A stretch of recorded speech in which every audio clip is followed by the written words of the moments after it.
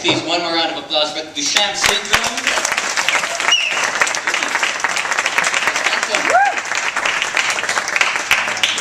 I'm really excited to be here. I've been keeping busy since I moved to New York. Just the other day, I was watching the Golf Channel. And one thing, I don't understand why the commentators, they're always whispering. They say stuff like, Tiger Woods, on the 18th hole, for birdie. And all I can think to myself is, he can't hear you. You are literally in a booth, so fucking far away. Pretty sure it's soundproof. Golf is so boring though, man. Like, no one ever turns the channel and is like, hey, golf, turn that shit up! Seriously though, I can't hear anything. You know what they should do though, is they should just get the guy who does all the boxing intros, Michael Buffer. I think that'd be way better. Can you imagine that? Ooh, let's get ready for golf. That would be cooler. That guy never whispers. But I don't know if you guys know this, but I'm actually from the Philippines. And thank you. Sure. All right. Cool. You guys don't like the Philippines? It's cool. No one really knows where we are. Oh, okay, well, absolutely. Have fun. Enjoy your dinner. As I was saying.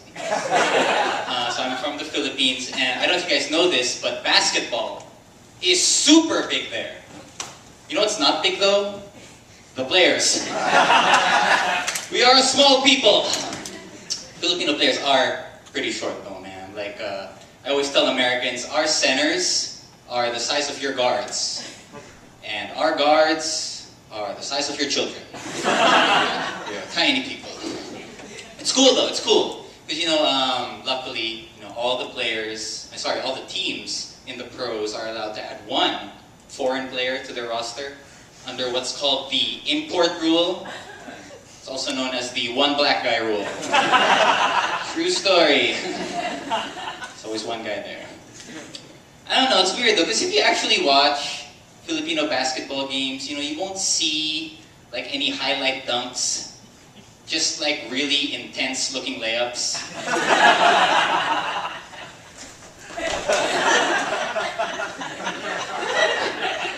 That is a #1 play back home. Another true story. I don't know, it's weird because there's a dunk contest still every year. I don't know why. The cool thing though is that the winner isn't necessarily the guy who can dunk the best, it's the guy who can dunk at all. If you can do it, you win! I don't know, I love playing basketball though. I got a question for you guys. Why is it okay to wave at strangers when you're on a boat, but not okay like anywhere else? You guys know that? I mean, this is New York City. You start waving at strangers, you could get into a lot of trouble. Like, oh, what the fuck you waving at, man? Hold up, you on a boat? Hello?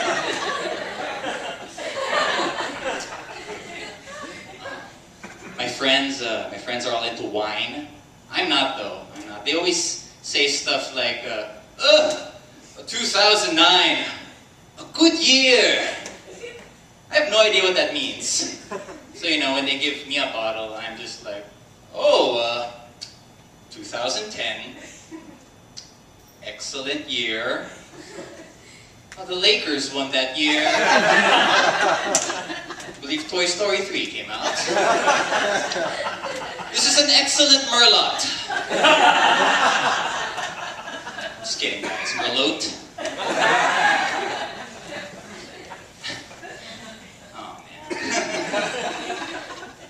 Oh, wait. Guys, what's that? Look over there, the back. Keep looking. Keep looking. Okay, you look at back to me now. I read this article recently that said after over 100 years, we now know the true identity of Jack the Ripper. Yeah? Authorities say his name is in fact Aaron Kosminski. My first thought was, wow, who the fuck is that? You can't do that, man. You can't solve a mystery with an even bigger mystery. You know? That's like saying, well, we now know the true identity of the Loch Ness Monster. Authorities say it is in fact Aaron Kosminski. That fucking guy again.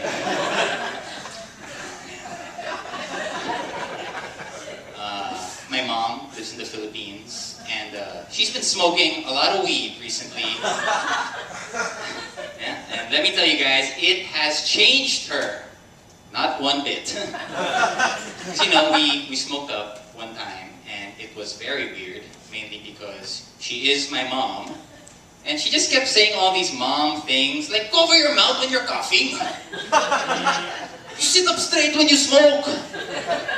You say, can I hit that, please? You guys are in for a treat, though. My mom is actually right there. She is high as fuck. Love her.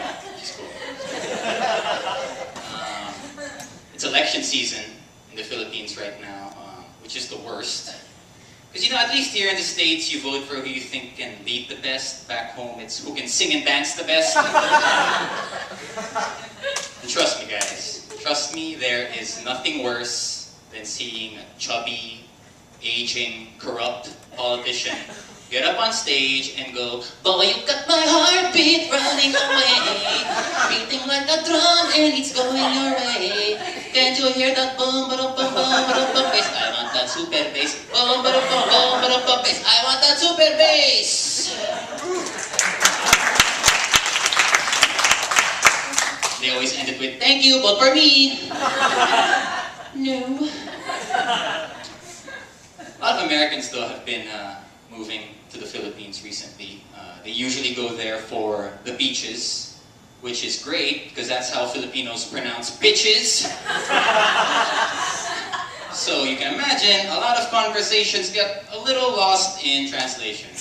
You know, like, so, Pedro, I hear the beaches in the Philippines are very beautiful. Yeah. There are plenty of beautiful beaches here. There's lots of ugly ones also. Oh, I mean, Pedro, I just want to lay on the beach that everyone goes to.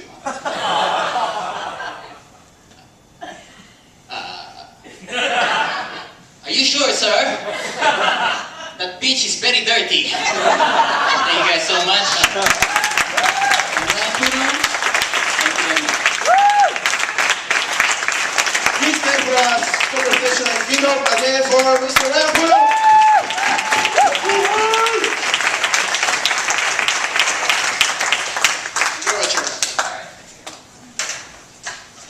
So, I didn't prepare a lot for this. So just, Okay, you do that. so, how has it been your experience as a comedian in New York Comedian from the Philippines? from the Philippines. Is that important?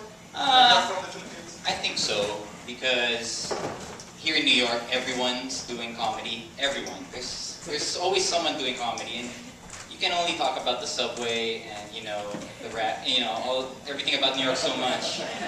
Kind of gotta harness inward, you know. Are you calling Juan a hack? No. That's not what I'm saying. That's not what I'm saying. I think, but you talked about your journey, about your father. That's you. That's your thing.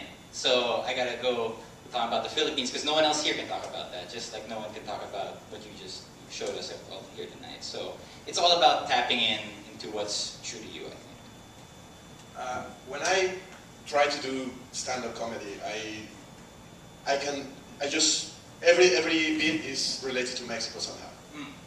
Do you see yourself doing Philippines-related comedy in a few years, or do you think there's a moment when you can say, okay, I've done all the Philippine-related comedy now, and I'm gonna just do my comedy because I don't imagine myself doing anything that doesn't have to do with Mexico.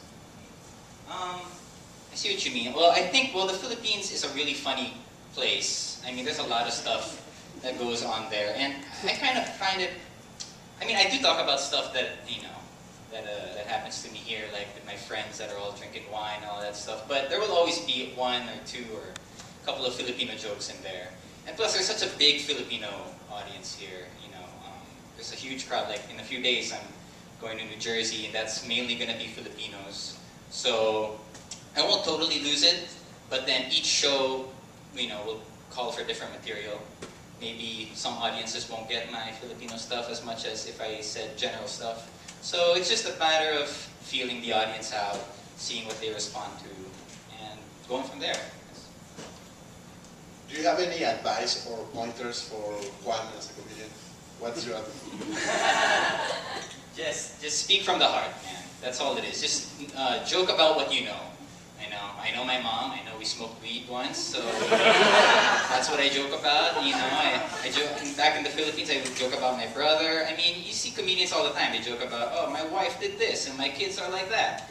So just talk about what's real to you. Anytime you try to never do something that you think will be funny, or never do the thing that you think the audience will respond to.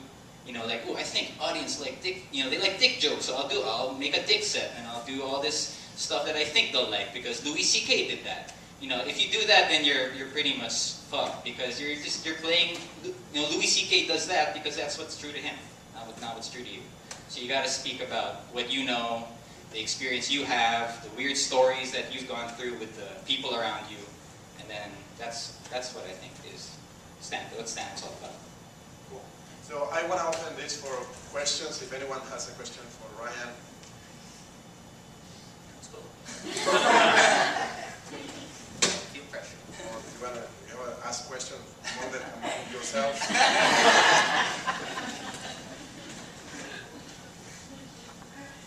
Well, thanks a lot, man.